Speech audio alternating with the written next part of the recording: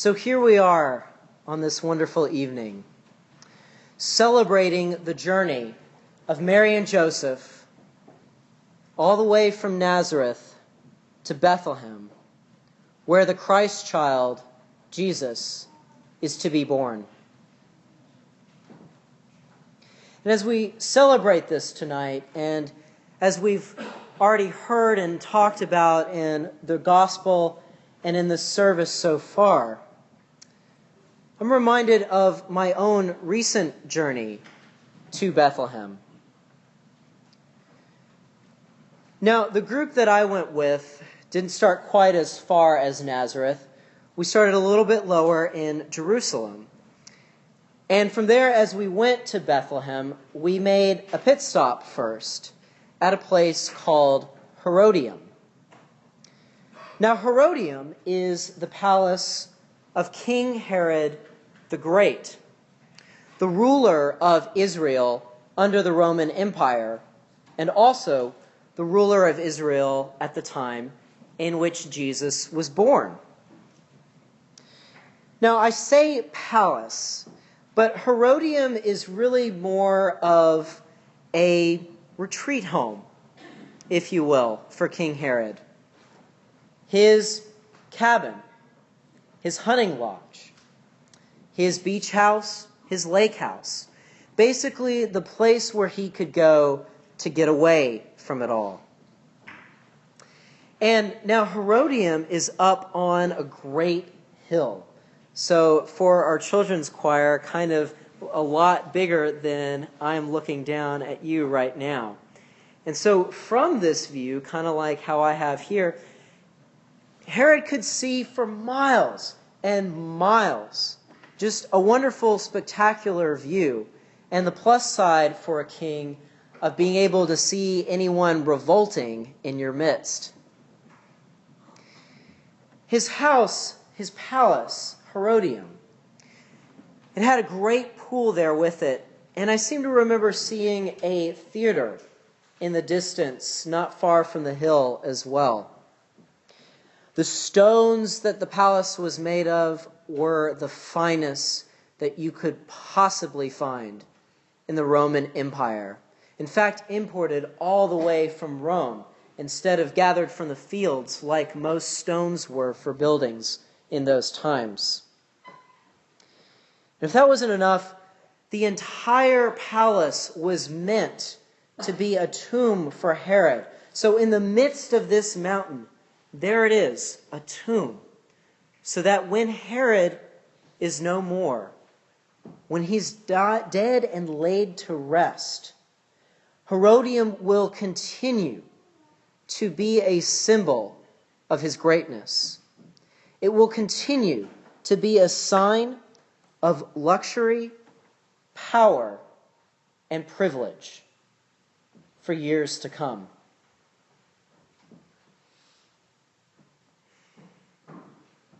And now, in modern times, Herodium is no more. It is nothing but a ruin. A few stones still standing to show where this palace once was. In fact, to even get an idea of what it would have been like back in Herod's day, there's a little model there.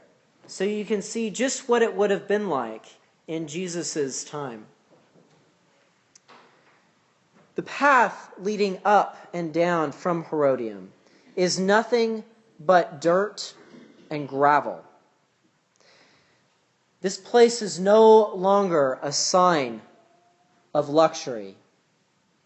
Instead, it is a sign of a king who was and is no more. Now, for me personally, I had no idea what Herodium was when I went to Israel. It would have not been my first choice of a place to go to. And as far as King Herod himself, my only familiarity with this man is from what we hear in Scripture and from the little that I learned about him in my time in seminary. Jesus, on the other hand, is someone who is very well known to us, someone who we are here to celebrate tonight. But Jesus wasn't found in a palace. He wasn't found in all of this luxury. Instead, he was born, as those who have been present for our Christian adult ed classes know, as well as some of our children here know from Sunday school. Jesus was born in a cave. And as we learned from the gospel tonight, Jesus was born there because his parents had nowhere else to go. He's born there out of desperation. And there's desperation because Jesus' family weren't those of the wealthy, of the upper class. They're poor people from a small little town, Nazareth, of about 100 people. It's a town so small and so insignificant that just about all we know about this place comes from what we read about in the Gospels. It's a place so small and insignificant that, in fact, until the 1800s, that long, people thought that the town didn't exist. It took people uncovering, for architects to unbury the secrets of this town, before many scholars were convinced that it was an actual place that actually existed.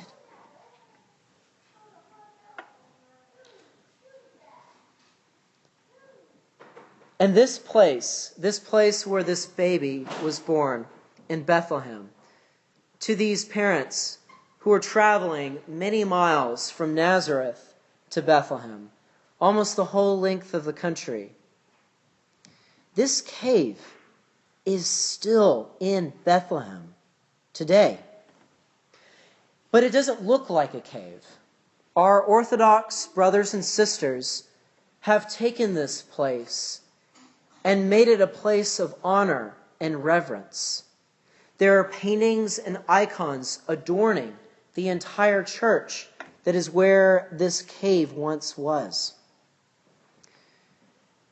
And all of this entire place, these icons, all of the different trappings of the church placed there are encrusted in precious metals like silver. And in fact, this place is so revered and still so alive and so in use that during my time there, it was going through renovation so that it could still be a place of worship for many years and hopefully centuries and millennia to come. So just to recap, Herodium, the palace of the great King Herod, is now a ruin. Whereas this cave that this poor son was born in, is encrusted in precious metals and with honor. It is at this point that I'm reminded of what Greg, our guide when I was in Israel and the dean of St. George's College in Jerusalem, had something to say to us. And it was this: the power of Messiah is found in a village, not in the palace. That is, true power is not found with the king, but with this tiny child that we celebrate here tonight. And this is important for us to remember as we get ready to celebrate the 12 days of Christmas. The power of God is not in the palace. That's not where he is made manifest. Instead, As our patron St. Paul tells us in his second letter to the Corinthians, the power of God is made perfect in weakness. And that is the very thing that we see in our reading tonight. Because the power of God is made apparent in small towns.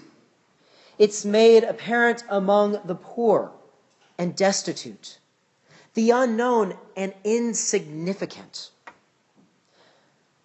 The power of God is made perfect in the powerlessness and weakness of a vulnerable child found in the backwaters of the Roman Empire. And this power we continue to see as we look forward in Jesus' life. Because in Jesus' death on the cross, we are made free from sin. It is in that death itself is turned backwards. It is in Jesus' dying that he conquers death and rises again so that we can rise to have new life with him. In our own lives, it is easy for us to be tempted by those with success. It's easy to look at those with power, fame, and fortune and say, that's what I want.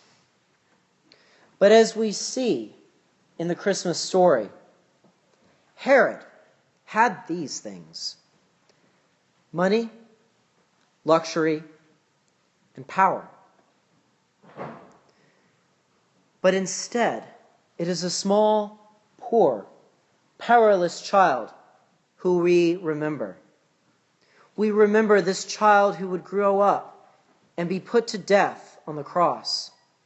We remember this wandering son of a laborer who preached in one of the most impoverished lands in all of history. We celebrate tonight not a king, but a simple man, the Son of God, who is willing to die so that all of us here and all of us in the world might live.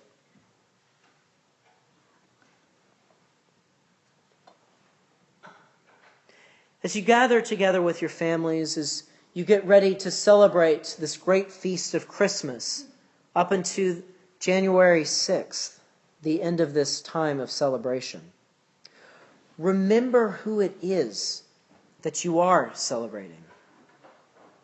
It's not a man of power, but a man of compassion for the whole world.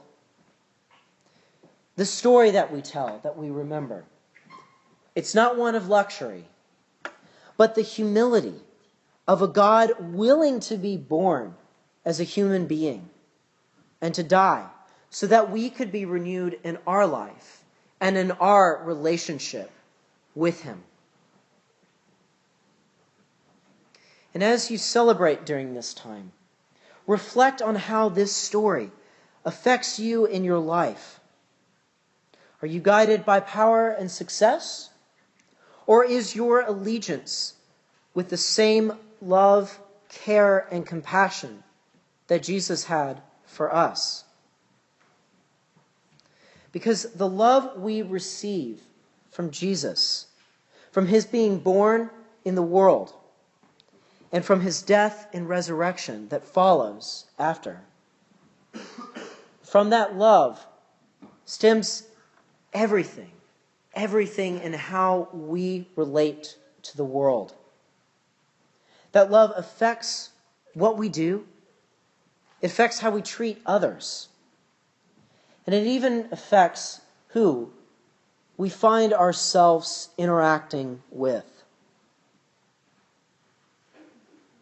The ways of Herod lead to death and decay, but the ways of Jesus lead to new life and renewal.